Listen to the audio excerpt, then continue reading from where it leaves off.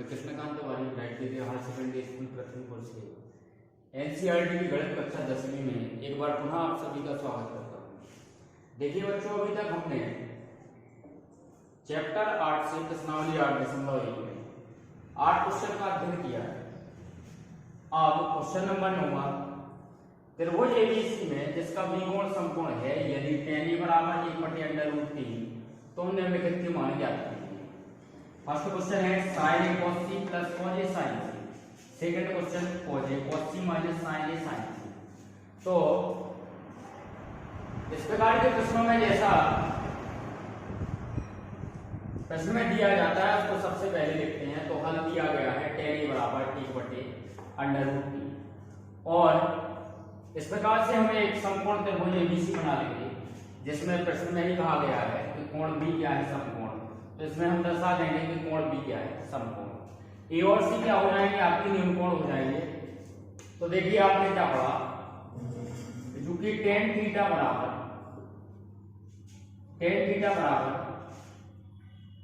लंब बटे आधा। tan थीटा बराबर लंब बटे आधा। तो यहां पर देखिए आप त्रिभुज समकोण त्रिभुज एबीसी में हम लंब भुजा लेके चल रहे हैं BC और आधार भुजा लेके चलेंगे AB। तो लंब भुजा BC का मान हो जाएगा 1 और आधार भुजा AB का मान हो जाएगा √3।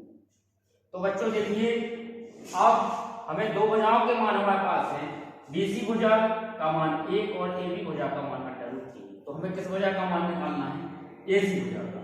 तो आपको पता है कि समकोण त्रिभुज में जब दो भुजाएं हमें दी जाएं, दो भुजाओं के मान हमारे पास हो और तीसरी भुजा को हमें निकालना हो तो हम उपयोग करते हैं पाइथागोरस प्रमेय का। तो तब समकोण त्रिभुज एबीसी में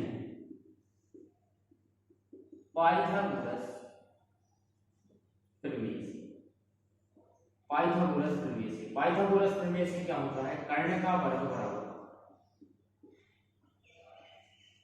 लंब का वर्ग धन आधार का।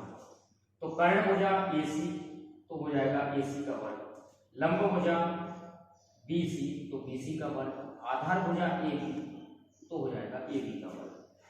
अब देखो बच्चों, हमें किसका मान चाहिए, AC भुजा का मान चाहिए। तो AC स्क्वायर जैसा लिखा है वैसे ही लिख देंगे। BC भुजा का मान कितना है 1, BC भुजा का मान कितना है 1 तो हो जाएगा 1 का। AB भुजा का मान कितना है √3 तो √3 का। तो AC वर्ग बराबर 1 का वर्ग क्या हो जाएगा 1 ही हो जाएगा। √3 का वर्ग √3 पर वर्ग है तो इसको हम ऐसा कर सकते हैं कि √3 गुणे √3। जब अंडर में समान संख्या का मल्टीप्लाई हो तो अंडर हट जाता है, यानी √3 का वर्ग खोलेंगे तो कितना आ जाएगा 3 आ जाएगा। तो AC वर्ग बराबर हो जाएगा 3 और 1 को ऐड करेंगे तो हो जाएंगे 4। दोनों पक्षों का वर्गमूल लेंगे तो AC बराबर आ जाएगा 2, यानी AC भुजा का मान पहले बच्चों कितना आ गया 2। तो AC भुजा का कितना मान मिल गया हमें 2। अब यहां पर देखिए फर्स्ट क्वेश्चन है sin a cos c plus cos a sin c, हमें इनका मान ज्ञात करना है।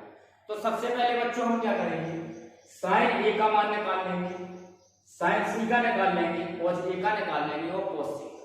ये चार मान हम ज्ञात करेंगे। तो यहां देखिए आप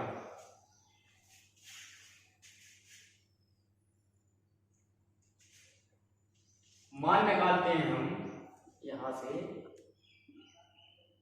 पहले मान ज्ञात करते हैं हम sin a का मान ज्ञात करते हैं। तो आपने पढ़ा है sin थीटा बराबर पढ़ा आपने लंब बटे कर्ण। तो sin a बराबर भी क्या हो जाएगा लंब बटे कर्ण। तो sin a बराबर भी क्या हो जाएगा लंब बटे कर्ण। अब आपको पता है किस कोण के लिए कहा जा रहा है, किस कोण के लिए पूछ रहे हैं sin a के लिए। तो आप जानते हैं, मैं पुनः एक बार फिर से आप लोगों को बता दूं कि जिस कोण के लिए कहा जाए उस कोण के सामने की भुजा हो जाती है लंब भुजा और कोण से संबंधित संलग्न भुजा हो जाती है आधार भुजा।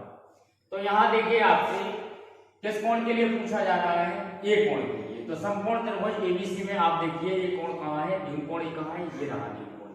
तो इसके सामने की भुजा हो जाएगी लंब भुजा और इससे संबंधित संलग्न भुजा हो जाएगी आधार भुजा और एसी आपकी वही रहेगी कर्ण।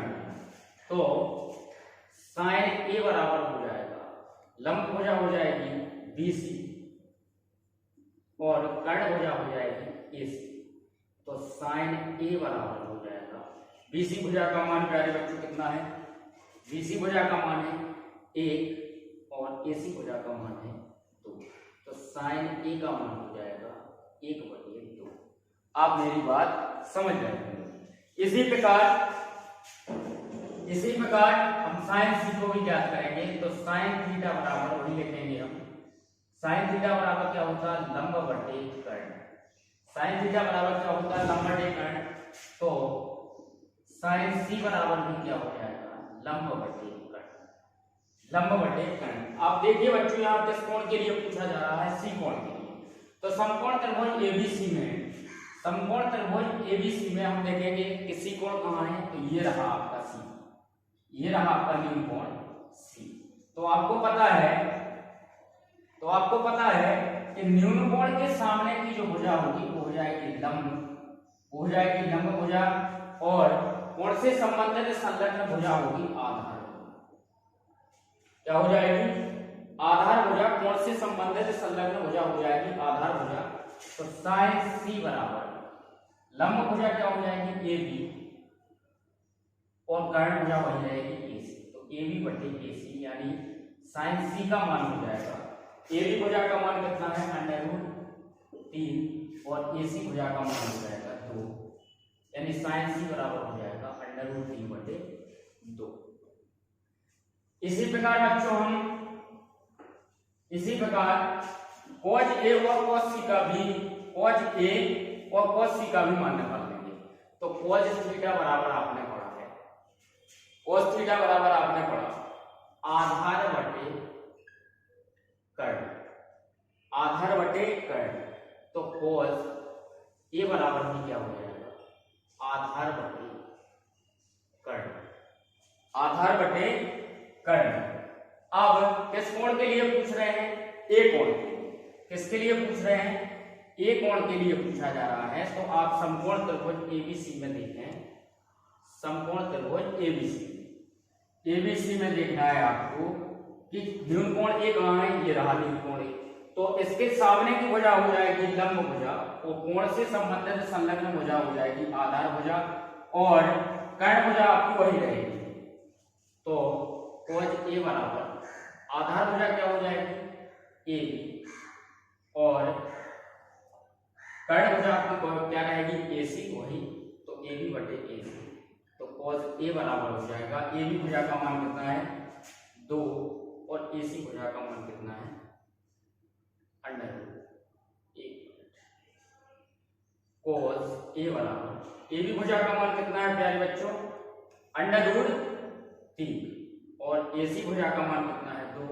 तो cos A का मान हो जाएगा √3/2। तो देखिए बच्चों cos A का मान कितना आ जाएगा √3/2। इसी प्रकार जैसे हमने ये 3 मान निकाले हैं उसी प्रकार हम cos C का भी मान ज्ञात कर लेंगे। तो cos C का मान आ जाएगा आपका 1/2। जैसे हमने ये 3 मान निकाले हैं, sin A का निकाला, sin C का निकाला और cos A का निकाला। तो इसी प्रकार आपको cos C का मान निकालना है। अब देखिए हमारा फर्स्ट क्वेश्चन क्या है, sin A cos C plus cos A और sin C का मान ज्ञात कीजिए। तो बच्चों देखिए हमारे पास सभी मान हैं, sin A का मान 1/2 है, sin C का मान √3/2 है, cos A का मान √3/2 है और cos C का मान 1/2 है। तो हमें क्या करना है, केवल ये मान रखना है। sin A का मान कितना है 1/2। तो sin A की जगह हमने कितना रख दिया 1/2। cos C का मान कितना है, ये रहा 1/2। तो इसकी जगह 1/2। cos A का मान √3/2, तो हमने √3/2 रख दिया। sin C का मान √3/2, तो sin C की जगह पे कितना रख दिया √3/2। अब इनका हम क्या करेंगे, मल्टीप्लाई करेंगे। तो एक का मल्टीप्लाई एक से होगा तो एक ही आएगा, दो का मल्टीप्लाई दो से हो जाएगा तो 2 गुना 4 यानी 1/4 प्लस अंडर 3 का मल्टीप्लाई अंडर 3 से होगा तो ये करनी घात हट जाएंगी, क्या आ जाएगा, केवल 3 आ जाएगा। 2 का मल्टीप्लाई 2 से होने पर कितना आ जाएगा, 4। हम दोनों का एलसीएम ले लेंगे बच्चों तो कितना आ जाएगा, 4।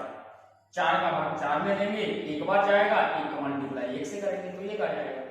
इसी प्रकार फिर से वही प्रक्रिया, 4 का भाग 4 में देंगे, एक बार जाएगा और 1 का मल्टीप्लाई 3 से कर देंगे तो 3 आ जाएगा।